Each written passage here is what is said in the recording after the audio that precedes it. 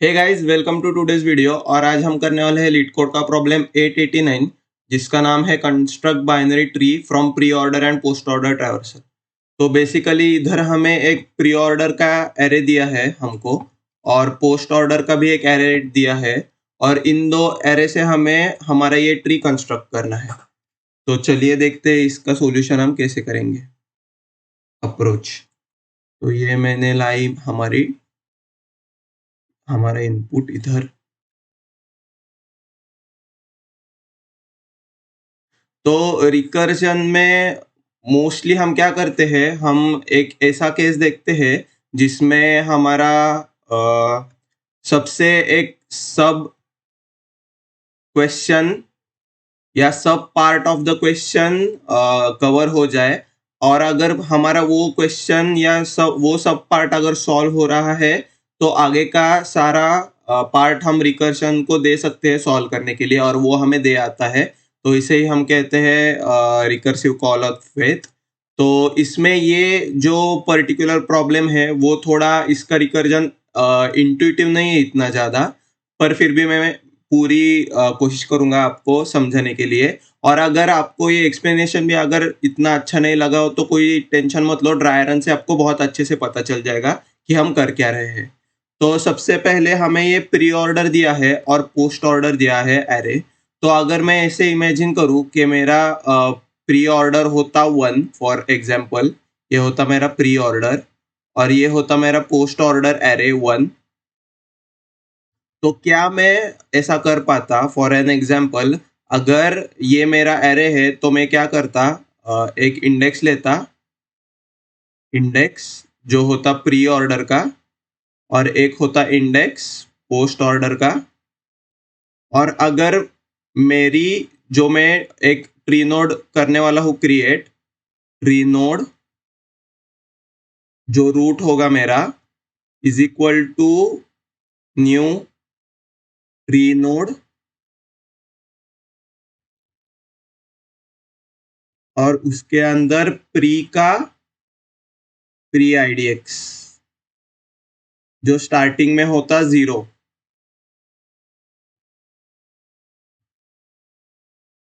तो क्या इससे मेरा काम हो जाता, पूरा आंसर सॉल्व हो जाता क्या मेरा? क्योंकि मेरा एक ही नोड है तो मेरा ये एक नोड ऐसे क्रिएट हो जाता, और फिर मैं क्या करता, देखता कि अगर इफ वैल्यू ऑफ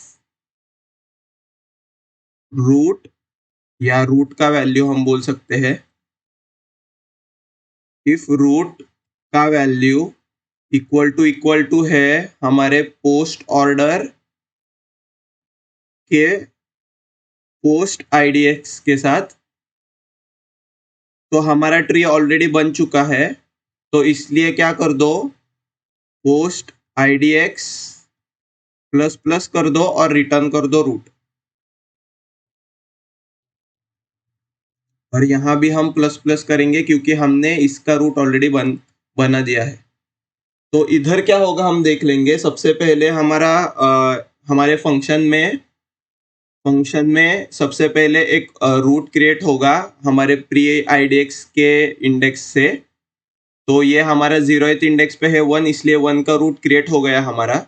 और फिर मैंने चेक किया कि क्या मेरा जो रूट का वैल्यू है जो कि है इक्वल टू 1, क्या वो पोस्ट के आईडीएक्स के वैल्यू से सेम है। तो हाँ, यहाँ तो सेम है। तो उसका मतलब है कि हमारा ऑलरेडी ट्री बन चुका है। इसलिए क्या कर दो, पोस्ट आईडीएक्स प्लस प्लस कर दो और रिटर्न कर दो मेरा रूट जो कि है ये 1। तो ये तो बहुत सीधा है, पर ये है सिर्फ जब हमारा एक एलिमेंट हो, सिर्फ अगर हमारे सिर्फ एक एलिमेंट हो। तो अभी इधर ये है हमारे इंडेक्सेस 0 1 2 3 4 5 6, और सिमिलरली पोस्ट ऑर्डर के भी 0 1 2 3 4 5 6।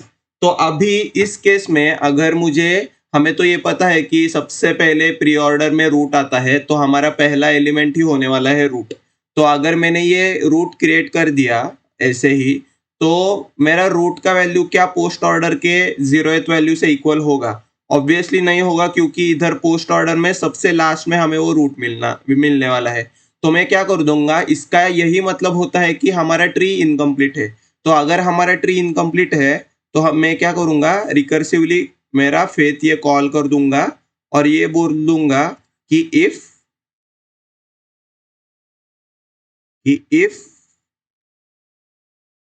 रूट की वैल्यू इक्वल नहीं है पोस्ट ऑर्डर के पोस्ट आईडीएक्स के साथ, मतलब मेरी पूरी ट्री बन चुकी नहीं है, इसलिए मैं क्या करूंगा, फंक्शन को फिर से कॉल कर दूंगा और उसमें मैं डाल दूंगा मेरा कॉल, जो कि होगा हमारा प्री ऑर्डर और पोस्ट ऑर्डर का एरे। और उससे मैं क्या कर दूंगा, क्योंकि मेरा प्री ऑर्डर प्लस प्लस हुआ है इसलिए मेरा अगला वाला नोड रूट बनना शुरू हो जाएगा और फिर मैं मेरे ऐसे लेफ्ट और राइट बनते जाएंगे। सिमिलरली ये सेम मैं करने वाला हूँ राइट के साथ भी, और यहाँ मैं फंक्शन पे कैप्चर करने वाला हूँ रूट का लेफ्ट और रूट का राइट। तो रूट का लेफ्ट, ये लेफ्ट कॉल जाएगा और ये रूट का राइट, ये जाएगा राइट कॉल। तो इससे क्या होगा आपको अगर फुल डेप्थ में चाहिए होगा एक्सप्लेनेशन, तो please please please dry run देखिएगा इसका, क्योंकि ये ऐसे ड्राई रन से ही ज्यादा पता चलने की संभावना है इसकी। तो सबसे पहले मैंने क्या किया, मैंने देखा कि मेरा प्री ऑर्डर का इंडेक्स जो है, उसका जो एलिमेंट है मेरे प्री ऑर्डर के एरे में, वो इंडेक्स अगर पोस्ट ऑर्डर के एरे में पोस्ट ऑर्डर के इंडेक्स के बराबर होगा, उसका मतलब है कि मेरा ट्री ऑलरेडी बन चुका है, ट्री इज ऑलरेडी क्रिएटेड।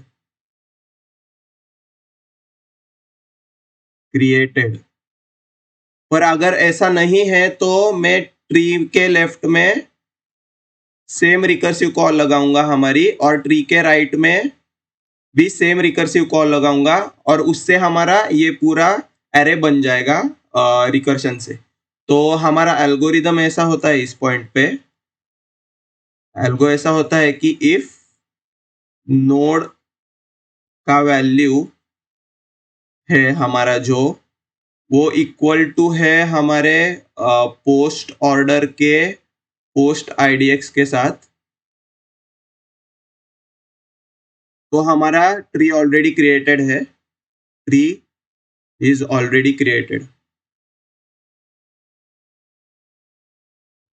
पर अगर ऐसा नहीं है तो मैं क्या कर दूंगा, ये नोड नहीं, इसको रूट बोल देता हूं मैं। तो मैं क्या कर दूंगा, मेरे रूट के लेफ्ट को सेम कॉल लगाऊंगा रिकर्सिवली, रूट के लेफ्ट को सेम ये कॉल लगाऊंगा रिकर्सिव कॉल, और सिमिलरली रूट के राइट को भी सेम रिकर्सिव कॉल लगाऊंगा।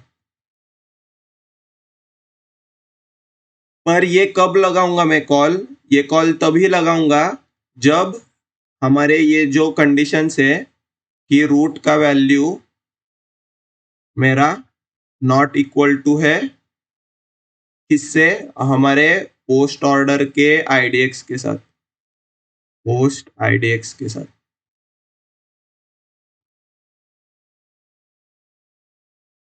सिमिलरली यही राइट के कॉल के भी में भी यही होगा। और जब मेरे खुद का पूरा ट्री बन जाएगा, तब मैं क्या करूंगा, पोस्ट ऑर्डर का इंडेक्स मैं कर दूंगा प्लस प्लस, और मैं खुद रिटर्न कर दूंगा रूट, रिटर्न रूट। तो इफ दिस हैपेंस, तो we have already created the root, so directly return post index, और हम करेंगे रिटर्न रूट ऐड करके इंक्रीमेंट करके। पर अगर ऐसा नहीं हो रहा है तो मेरा ट्री इज इनकम्प्लीट। तो ये ट्री इनकम्प्लीट का है कोड, इनकम्प्लीट इतना कोड। और ये जो है कोड, ये नोड क्रिएशन के लिए है, और ये है ending the creation for the root node, या फॉर दैट बोल सकते हैं हम, for that particular called root node, root node. मतलब ये किसी नोड का लेफ्ट भी हो सकता है, किसी नोड का राइट भी हो सकता है, ये करंट स्टेट में स्टैक में जो होगा उस नोड का। तो ठीक है गाइज, हम इसे एक बार अप्रोच हमें पता चल गया, एल्गो और सूडो कोड भी पता चल गया। तो अभी हम इसे एक बार कोड करेंगे और फिर ड्राई रन करेंगे, और ड्राई रन में पक्का आपको ये सब कुछ समझ में आएगा। अगर आपको कोई कुछ भी अभी समझ में नहीं आया होगा तो थोड़ा पेशेंस रखिए, ड्राई रन में जरूर सब कुछ समझ में आएगा। तो ये सबसे पहले मैं एक इंटीजर प्री ऑर्डर के लिए इंडेक्स बना देता हूँ, प्री IDX, जो 0 से स्टार्ट होगा। सिमिलरली एक integer post IDX is equal to 0, और फिर उसके बाद मैं प्री को प्री बोल देता हूँ, पोस्ट को सिर्फ पोस्ट बोल देता हूँ। ठीक है, तो सबसे पहले हम क्या करेंगे, एक ट्री नोड क्रिएट करेंगे, root is equal to new tree node, जिसमें हम डालेंगे प्री ऑर्डर का, प्री IDX का जो कोई भी वैल्यू है वो। फिर उसके बाद मैं देखूंगा कि अगर मेरी रूट की वैल्यू अगर नॉट इक्वल टू है, ये है नोड, हमारा नोड क्रिएशन या रूट क्रिएशन। फिर उसके बाद ये है हमारा checking if that part of tree is completed, if not then रिकर्सिंग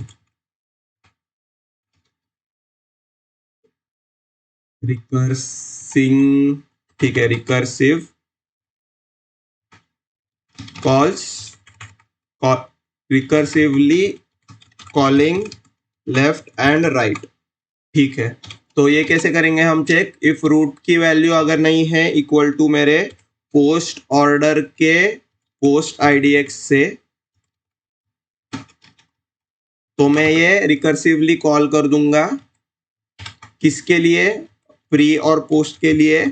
और यहाँ हमारा पोस्ट ऑर्डर जो होगा वो अपडेटेड होगा। यहाँ हर बार जब हम प्री ऑर्डर का ये बना रहे हैं रूट, तो हमारा उस इंडेक्स का ऑलरेडी क्रिएट हो चुका है। फॉर एन एग्जाम्पल ये प्लस प्लस क्यों होगा, क्योंकि अगर मैंने एक बार ये रूट बना दिया तो इस इंडेक्स का मेरे को कुछ काम नहीं है, क्योंकि मैंने ऑलरेडी इसका नोड बना दिया है। तो इसलिए मैं प्री ऑर्डर का इंडेक्स प्लस प्लस कर दूंगा हर बार जब मैं इधर बना रहा हूं मेरा एक रूट या नोड कौन सा भी। तो हर एक जब मैं नोड बनाऊंगा तब मैं प्री ऑर्डर का इंडेक्स कर दूंगा इंक्रीमेंट, क्योंकि ये मेरा बन गया है, नोड क्रिएटेड हो चुका है नोड। ठीक है, तो अभी यहाँ मैं कर दूंगा कॉल प्री और पोस्ट, पर ये किसके लिए होगा, ये होगा मेरे रूट के लेफ्ट में एक, और सिमिलरली यही होगा मेरे राइट के साथ भी। इफ रूट की वैल्यू अगर नॉट इक्वल टू है पोस्ट ऑफ पोस्ट IDX, तो फिर एक काम कर दो, रूट के राइट में भी यही सेम रिकर्सिव कॉल कर दो कॉल, और इधर प्री और पोस्ट कर दो पास। और अगर ये दोनों फॉल्स होते हैं, इसका मतलब है कि मेरी ट्री ऑलरेडी कंप्लीट हो चुकी है। उसका मतलब है मैं क्या करूंगा, पोस्ट इंडेक्स को कर दूंगा increment, if both of the above functions are false means our tree is already created, so return root। तो हम क्या करेंगे, इधर पोस्ट IDX इंक्रीमेंट करेंगे और रिटर्न कर देंगे रूट को। तो अभी इससे क्या होने वाला है ये देख लेते हैं, पर इससे पहले हम एक बार रन करके देखते हैं। और ये एक्सेप्ट हो रहा है, एक बार सबमिट करके देखते हैं, और ये सबमिट भी हो रहा है। तो इसे हम एक बार अच्छे से CPP में भी लिख देते हैं एक बार। ठीक है, तो इधर सेम लिखेंगे हम, एक int pre index is equal to 0, similarly एक int post index is equal to 0। और फिर उसके बाद हम क्या करने वाले हैं, सबसे पहले हम हमारा ट्री नोड क्रिएट करेंगे रूट, जो कि होगा equal to new root new tree node, और उस ट्री नोड में आएगा प्री का प्री IDX, और यह IDX क्योंकि अभी हो गया है ये नोड क्रिएट, इसलिए हम करेंगे प्लस प्लस, और ये प्री होगा सिर्फ और ये पोस्ट होगा सिर्फ। ठीक है, तो फिर उसके बाद हम चेक करने वाले हैं, ये है हमारा रूट क्रिएशन।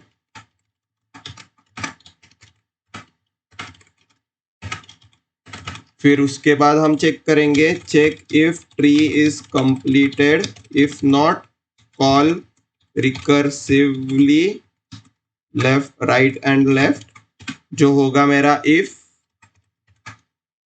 रूट की वैल्यू अगर नॉट इक्वल टू है मेरे पोस्ट IDX के साथ, तो फिर क्या करो, तो फिर मेरे रूट के लेफ्ट में कर दो अटैच सेम वाला ये कॉल नोड, क्योंकि हमारा पूरा वाला ट्री अभी तक नहीं बन चुका है। तो सिमिलरली यहाँ भी मैं इफ रूट का वैल्यू अगर नहीं है इक्वल टू पोस्ट ऑर्डर के पोस्ट इंडेक्स के साथ, तो यहाँ भी मुझे एक काम करो, मेरे रूट के राइट में आप ट्री भर के लाओ, ऐसे हम रिकर्जन को बोल देते हैं।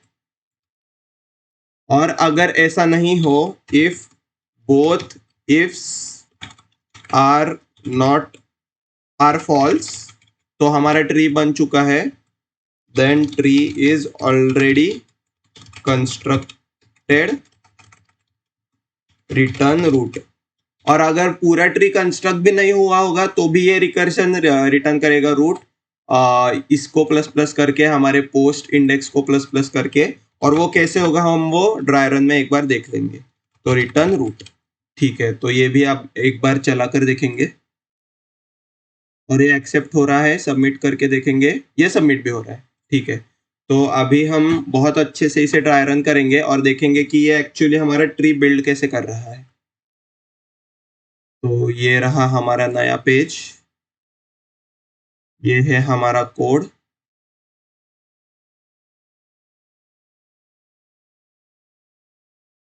ये है हमारा 2 एरे, और हम देखेंगे कि ये सेम ट्री होती है या नहीं है क्रिएट। तो ये मैं थोड़ा बड़ा कर देता हूँ, तो ठीक है। तो सबसे पहले हमारा होता है प्री इंडेक्स 0 और पोस्ट इंडेक्स होता है 0। ये होता है हमारा स्टैक, और हम शुरू करते हैं हमारा फंक्शन। तो सबसे पहले क्या होता है, हम रूट में कर देते हैं प्री इंडेक्स का नोड क्रिएट। तो हो गया हमारा प्री इंडेक्स का सबसे 0th वाला क्रिएट, तो 1 का नोड हो जाता है क्रिएट यहाँ ऐसे। और यहाँ आ जाता है 1 स्टैक में, क्योंकि हम उसके बाद क्या चेक करते हैं कि क्या मेरा रूट का वैल्यू नॉट इक्वल टू है पोस्ट इंडेक्स के साथ। तो हमारा रूट का वैल्यू इस टाइम रहता है 1, और हमारा पोस्ट एरे का पोस्ट इंडेक्स का जो होता है नंबर 4, तो 1 इज नॉट इक्वल टू 4, इसलिए हमारा चल जाता है ये लेफ्ट कॉल। 1 चलाता है लेफ्ट कॉल, और क्या करता है वो देखते हैं हम। यहाँ प्री ऑर्डर का इंडेक्स प्लस प्लस हो चुका था 1 को करने के बाद क्रिएट। फिर उसके बाद फिर से नया लेफ्ट कॉल चलता है, और हम देखते हैं कि हम नया वाला और एक रूट क्रिएट करते हैं प्री इंडेक्स का प्लस प्लस करके। तो प्री इंडेक्स का 1 का जो है नंबर, तो 2 के लिए हम कर देते हैं इधर नया वाला नोड क्रिएट। ठीक है, फिर उसके बाद क्या होता है, हम फिर से चेक करते हैं कि क्या मेरा 2 जो है वो नॉट इक्वल टू है 4 के साथ, क्योंकि पोस्ट इंडेक्स का अभी भी इंडेक्स 0 रहता है। तो इसलिए ये भी कंडीशन ट्रू हो जाती है, और यहाँ जब 2 बनता है तब ये 2 खुद भी इधर प्री इंडेक्स प्लस प्लस कर देता था। ठीक है, तो ये जब कंडीशन ट्रू हो जाती है, तो इसलिए हम फिर से यहाँ क्या करते हैं, 2 की लेफ्ट कॉल लगा देते हैं। और 2 की लेफ्ट कॉल लगने से क्या होता है कि हम आ जाते हैं नए फिर से फंक्शन में, और हम कर देते हैं रूट में नया प्री इंडेक्स का नोड ऐड, जो कि इस टाइम होता है 4। तो अभी ये देखो, ये बहुत ही इंपॉर्टेंट समय है। तो अभी हमारा हो गया है फोर्थ नोड क्रिएट और ये हो गया है प्री इंडेक्स 3। पर अभी इस टाइम ये देख सकते हो आप कि जो हमारा रूट का वैल्यू है वो इक्वल टू है हमारे पोस्ट इंडेक्स के पोस्ट एरे के पोस्ट इंडेक्स के वैल्यू के साथ, जो कि है 4। उसका मतलब है हमारा ये अभी आ गया है टाइम जब हमारा प्री इंडेक्स है 2, मतलब सिर्फ ये वाला एरे इतना ऐसे कर सकते हो आप इमेजिन, और ये पोस्ट ऑर्डर में पोस्ट इंडेक्स है 0 और ये 4 आया है। तो क्या 4 के लिए पोस्ट ऑर्डर के सिर्फ इतने एरे के लिए और प्री ऑर्डर का जो हमारा नोड बन चुका है, क्या इसके लिए इसका ट्री बन चुका है? तो हाँ, इसका ट्री तो बन चुका है क्योंकि सिर्फ एक ही नोड है 4 और प्री इंडेक्स में, और हमारा पोस्ट इंडेक्स भी हो गया है 4, जो कि है पोस्ट इंडेक्स है 0 और पोस्ट एरे की जो वैल्यू है वो है 4, इसलिए उसके लिए उसका ट्री बन चुका है ऑलरेडी। इसलिए ये दोनों इफ हो जाते हैं फॉल्स, और इसलिए हम क्या करते हैं, पोस्ट इंडेक्स कर देते हैं इंक्रीमेंट और रिटर्न कर देते हैं रूट। तो ये 4 हो जाता है अटैच इधर 2 के लेफ्ट साइड में। तो ये था हमारा जो स्मॉलर सब प्रॉब्लम जो हम ढूंढ रहे थे हमारी रिकर्सिव फेथ लगाने के लिए। फिर उसके बाद में क्या होता है, 2 खुद का राइट का कॉल चला देता है, ये 4 हट जाता है स्टैक से, और 2 अपना राइट का कॉल चलाता है।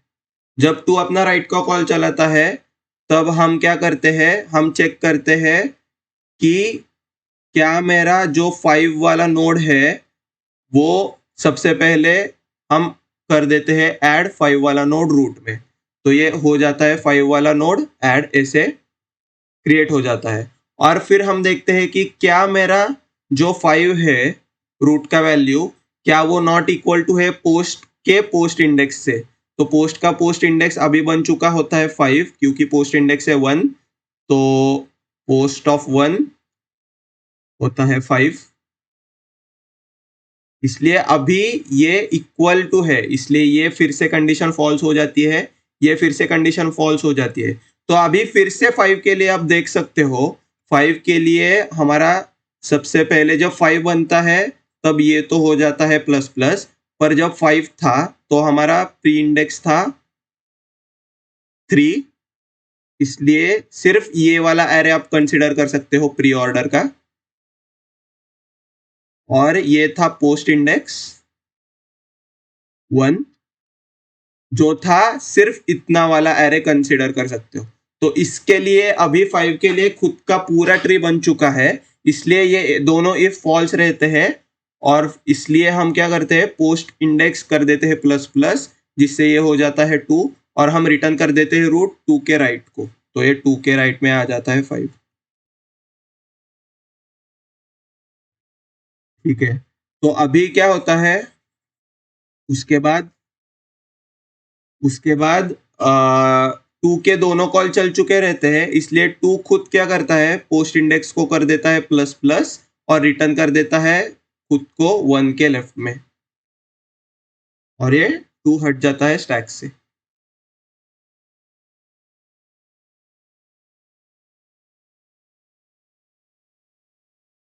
ठीक है, फिर अभी क्या होता है, 2 की लेफ्ट कॉल चल चुकी रहती है 1 की, तो 1 फिर से चेक करता है कि क्या अभी मेरा जो नोड का वैल्यू है 1 वो नॉट इक्वल टू है मेरे पोस्ट ऑर्डर के पोस्ट इंडेक्स का जो वैल्यू है वो। तो यहाँ है 3 0 1 2 3, तो obviously 1 is not equal to 6, इसलिए हम चला देते हैं राइट कॉल। जब राइट कॉल चलती है तब क्या होता है, हमारा प्री इंडेक्स का जो फोर्थ, मतलब प्री ऑर्डर में जो फोर्थ वाला है 1 0 1 2 3 4, तो ये 3 नोड बन जाता है, इधर क्रिएट हो जाता है इससे, इस स्टेटमेंट से। फिर ये प्री इंडेक्स हम कर देते हैं प्लस प्लस इधर से। ठीक है, फिर ये 3 तो हो जाता है स्टैक में ऐड। फिर 3 खुद क्या करता है, 3 ये चेक करता है कि क्या मेरा जो वैल्यू है वो नॉट इक्वल टू है 6 से, तो ये कंडीशन तो ट्रू है, इसलिए 3 खुद अपना लेफ्ट कॉल चलाता है। जब 3 अपना लेफ्ट कॉल चलाता है तब स्टैक में क्या होता है, हम प्री इंडेक्स का नया जो रूट है वो कर देते हैं क्रिएट, जो कि होता है प्री इंडेक्स जो कि प्री ऑफ 5।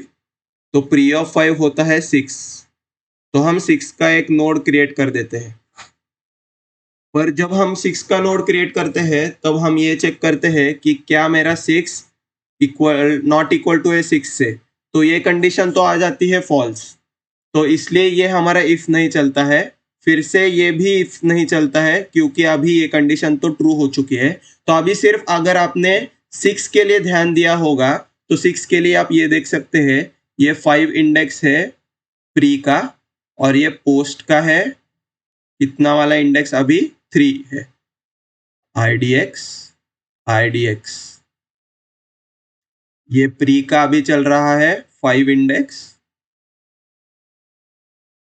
और पोस्ट का IDX चल रहा है अभी 3, जो कि वैल्यूज है 6 और 6। इसलिए अभी सिर्फ 6 वाले ट्री के लिए खुद की ट्री ऑलरेडी बन चुकी है क्योंकि हमने क्रिएट कर दिया है, तो इसलिए ये दोनों फॉल्स हो जाते हैं और हम क्या करते हैं, पोस्ट ऑर्डर में पोस्ट इंडेक्स प्लस प्लस करते हैं। पर जब ये 5 बनता है तब हम ये प्री इंडेक्स भी प्लस प्लस कर चुके रहते हैं, इसलिए ये प्लस हो जाता है। दोनों इफ नहीं चलते, पोस्ट इंडेक्स भी प्लस प्लस हो जाता है और हम रिटर्न कर देते हैं 6 किसको, 3 के लेफ्ट को। ठीक है, और ये 6 हट जाता है स्टैक से। उसके बाद क्या होता है, 3 देखता है कि क्या अभी का मेरा जो वैल्यू है, आ, अभी जो मेरा नोड का वैल्यू है 3, वो इक्वल टू है पोस्ट ऑर्डर के इंडेक्स के साथ। तो अभी पोस्ट ऑर्डर का इंडेक्स क्या है, 7 है, तो मेरा 3 तो अभी नहीं है इक्वल टू पोस्ट ऑर्डर के 7, मतलब 7 से अभी नहीं है, इसलिए 3 चला देता है अपना राइट कॉल, जिससे क्या होता है, हम कर देते हैं ये वाला नोड क्रिएट जो कि है 7 और ये स्टैक में ऐड हो जाता है 7। फिर 7 क्या करता है, 7 चेक करता है कि क्या अभी जो मेरा वैल्यू है 7 वो इक्वल नॉट इक्वल टू है 7 से, तो ये तो फॉल्स हो गई।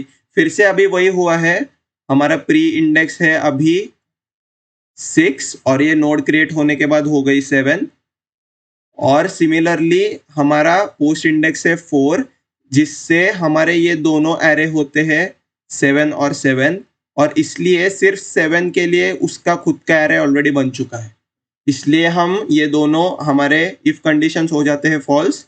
हम करते हैं पोस्ट इंडेक्स प्लस प्लस जो कि होता है 5, और हम रिटर्न कर देते हैं रूट 3 के राइट को 7, और ये 7 हट जाता है स्टैक से। अभी 3 के दोनों कॉल चल चुके रहते हैं, इसलिए 3 क्या करता है, खुद पोस्ट इंडेक्स को बढ़ा देता है 1 से और ये रिटर्न कर देता है 3 1 के राइट को, और ये चला जाता है स्टैक से। ये हो गया ऐसे अटैच। अभी 1 के लिए आप देख सकते हो 1 का जो दोनों कॉल चल चुके हैं 1 के, और 1 क्या करता है, खुद क्या करता है, पोस्ट इंडेक्स कर देता है प्लस प्लस जो कि हो जाता है 7। मतलब 1 के लिए क्या था, 1 के लिए पोस्ट इंडेक्स था 6 जो कि है ये 1 वाला एरे, और 1 जब क्रिएट हुआ था तब उसका प्री इंडेक्स क्या था, 0, जो था फिर से 1 का इंडेक्स। इसलिए 1 के लिए यही हमने सेम देखा था कंडीशन, जिससे हमारा ट्री हो चुका हुआ था पूरा खत्म बिल्ड होके। इसलिए हम क्या करते थे, पोस्ट इंडेक्स प्लस प्लस करते थे और रिटर्न कर देते हैं रूट, जिससे हम ये रिटर्न कर देते हैं रूट हमारे मेन फंक्शन। तो आई होप गाइज आपको अभी इस ड्राई रन में बहुत सारी क्लैरिटी आ गई हो। अगर नहीं आ गई तो कुछ टेंशन मतलब, हम फिर से एक बार ड्राई रन करेंगे और ये कैसा पूरा रन हो रहा है वो देख लेंगे प्रोग्राम। तो ये मैं फिर से कर देता हूँ सब 0, प्री इंडेक्स पोस्ट इंडेक्स, और मैं एक इमेजिनरी ट्री फिर से कर देता हूँ ड्रॉ।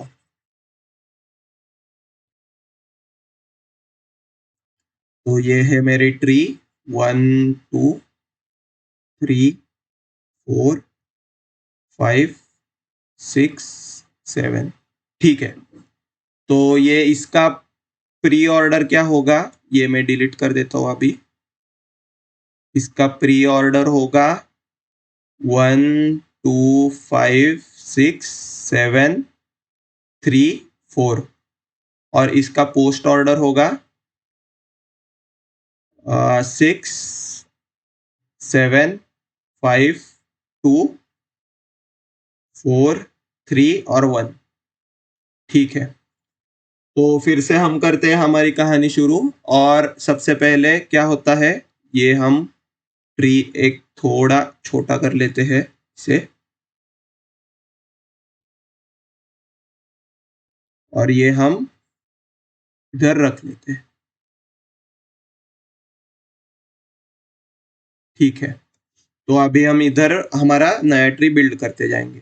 सबसे पहले हमारा प्री ऑर्डर रहता है, इंडेक्स प्री इंडेक्स रहता है 0, इसलिए फंक्शन चलते ही हम उसका रूट नोड ऐड कर देते हैं। इसलिए यहाँ हो जाता है 1 क्रिएट और प्री इंडेक्स हो जाता है प्लस प्लस और ये होता है 1। फिर उसके बाद हम क्या चेक करते हैं, क्या मेरा रूट का वैल्यू है जो कि है 1, जो वो इक्वल है पोस्ट इंडेक्स के 0 के साथ जो कि है 6। तो ये नॉट इक्वल टू है, तो ये कंडीशन ट्रू हो जाती है, इसलिए 1 चलाता है अपनी लेफ्ट कॉल। लेफ्ट कॉल चलाने से 1 क्या करता है, 1 कर देता है ऐड नया वाला नोड जो कि है 2,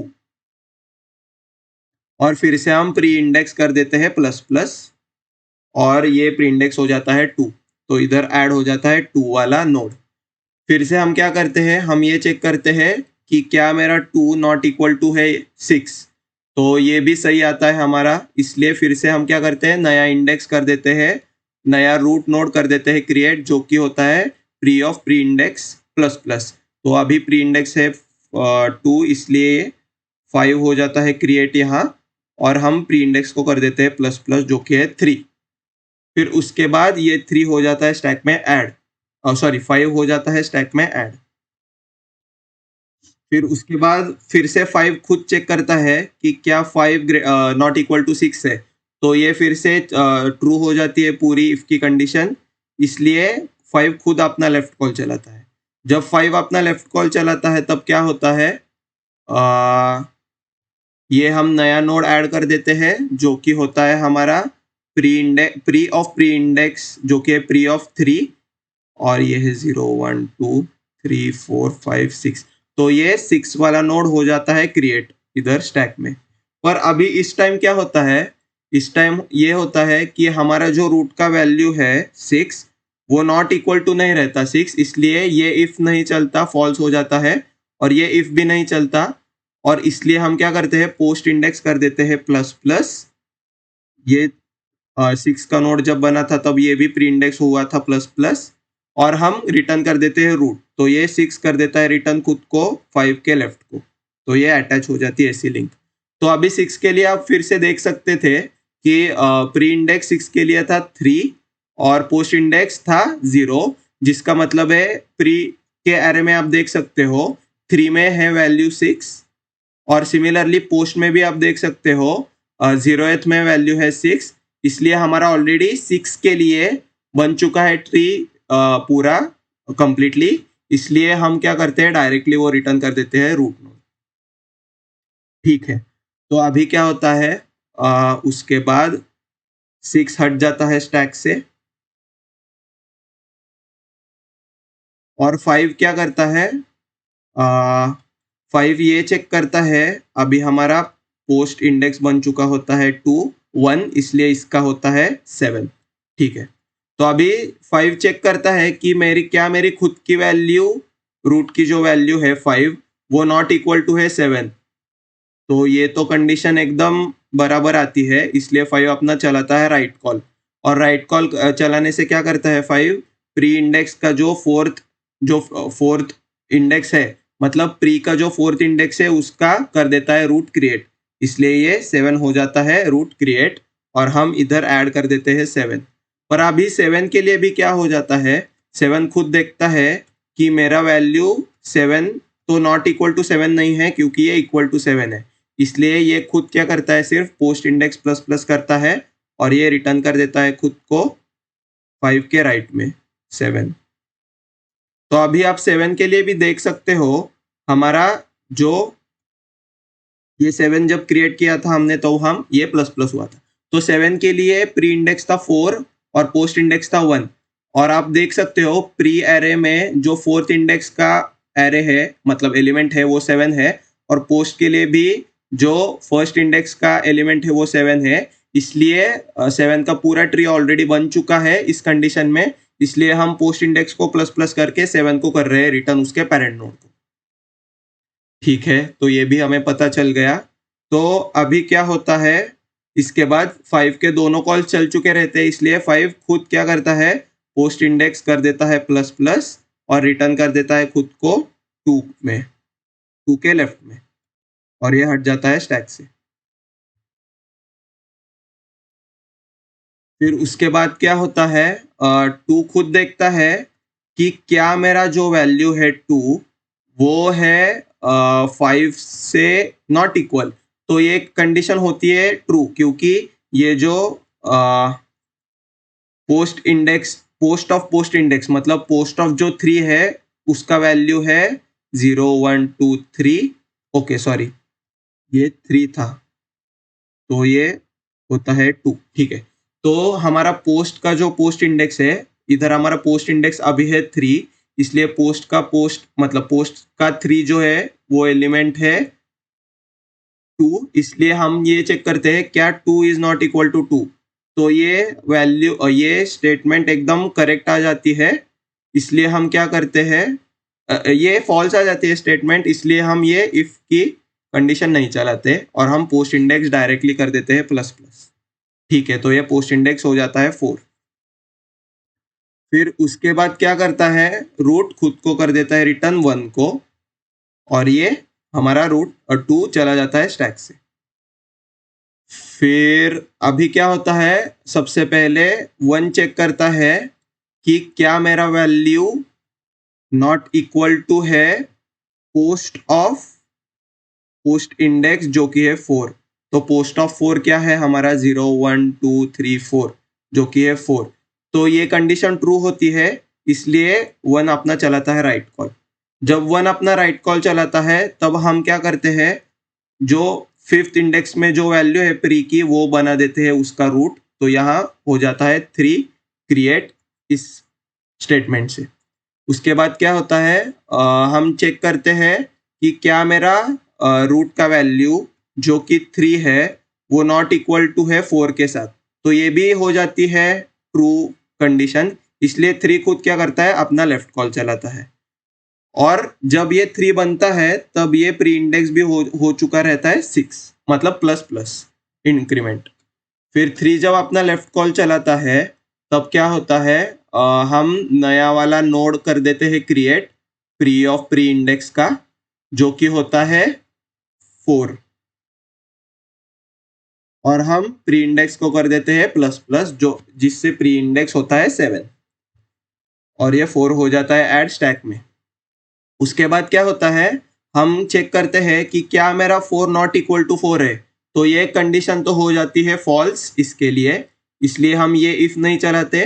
सिमिलरली ये भी इफ नहीं चलाते, और हम क्या करते हैं, पोस्ट इंडेक्स को प्लस प्लस करते हैं और रिटर्न कर देते हैं रूट 3 के लेफ्ट में। तो अभी आप भी यही भी देख सकते हो कि हमारा पोस्ट इंडेक्स था 4, इसलिए जो एरे था वो था जो एरे था पोस्ट इंडेक्स का वो था सिर्फ 4, और सिमिलरली प्री इंडेक्स का वैल्यू था 6, इंडेक्स था 6, जिसमें उसका वैल्यू खुद का सब एरे था 4, इसलिए ये दोनों रहते हैं इक्वल। इसलिए इसका ट्री ऑलरेडी बन चुका है, इसलिए हम सिर्फ पोस्ट इंडेक्स को प्लस प्लस करके रिटर्न कर देते थे, जैसा हमारा बेस केस में 1 के साथ हुआ था। फिर उसके बाद क्या होता है, 4 खुद स्टैक से हट जाता है और 3 देखता है कि क्या अभी मेरा पोस्ट इंडेक्स का 5 जो कि है 3 और मेरा वैल्यू है 3, क्या 3 नॉट इक्वल टू 3 है।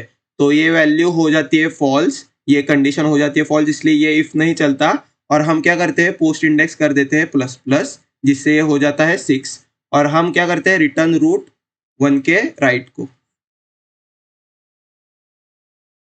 तो अभी ये भी देख सकते हो आप यहाँ भी कि अभी का हमारा जो पोस्ट इंडेक्स है वो है पोस्ट ऑफ पोस्ट इंडेक्स जो कि है 6 और हम ये है 1 और हमने जब किया था प्री इंडेक्स का 1 नोड क्रिएट तब प्री इंडेक्स का वैल्यू था प्री ऑफ 0 और इसलिए अभी ये कंडीशन हो गई है पूरी करेक्ट जिससे हमारा पूरा ट्री बन चुका है और हम रिटर्न कर देते हैं ये वाला रूट 1 वाला रूट हमारे मेन फंक्शन। तो ये आप यहाँ देख सकते हो कि हमारी ट्री एकदम एग्जैक्टली वैसी ही बनी है 1 2 5 7 6 7 1 2 5 6 7 और फिर 3 4 3 4। तो ये था हमारा फेथ। ये फेथ थोड़ा इंट्यूटिव मतलब नहीं है उतना ज्यादा, पर अगर आपको ये बेसिक फेथ एक बार ग्रास्प हुआ तो फिर कोड करना इतना मुश्किल नहीं है। तो आई होप कि आपको ये कोड समझ में आया हो और ड्राई रन में एक एक लाइन उसकी समझ में आई हो। तो इसका टाइम कॉम्प्लेक्सिटी होगा इस प्रोग्राम का O ऑफ n, क्योंकि हम हर बार सिर्फ एक ही नोड को क्रिएट करते हैं और फिर रिटर्न कर देते हैं। तो ये एट एवरेज हो जाता है O ऑफ n। और स्पेस कॉम्प्लेक्सिटी तो हम हर एक नोड क्रिएट कर रहे हैं तो इसलिए वो भी O of n plus recursive stacks की जितनी स्पेस हमें लगेगी वो। तो बस यही था प्रॉब्लम 889। थोड़ा मुझे भी ये प्रॉब्लम इंट्यूटिव नहीं लगा और ग्रास्प करने के लिए थोड़ा मुझे हार्ड लगा, पर मैंने मेरी पूरी कोशिश की है कि आपको मुझे जो ये पता चला है या मुझे जो सीखने को मिला है इस प्रॉब्लम में से वो आपको मैं सिखा सकूं। पर फिर भी अगर कुछ भी गलतियां हो गई होगी तो प्लीज कंस्ट्रक्टिव क्रिटिसिज्म भी दे देना इस वीडियो में। तो बस यही था, खुद से ड्राई रन तो जरूर करना और ये सबमिट करने के बाद क्वेश्चन कमेंट्स में लिख देना कि आपने सबमिट किया है। तो बस यही था। अब हम मिलेंगे नेक्स्ट वीडियो में। Till then keep coding and keep dry running. Bye guys.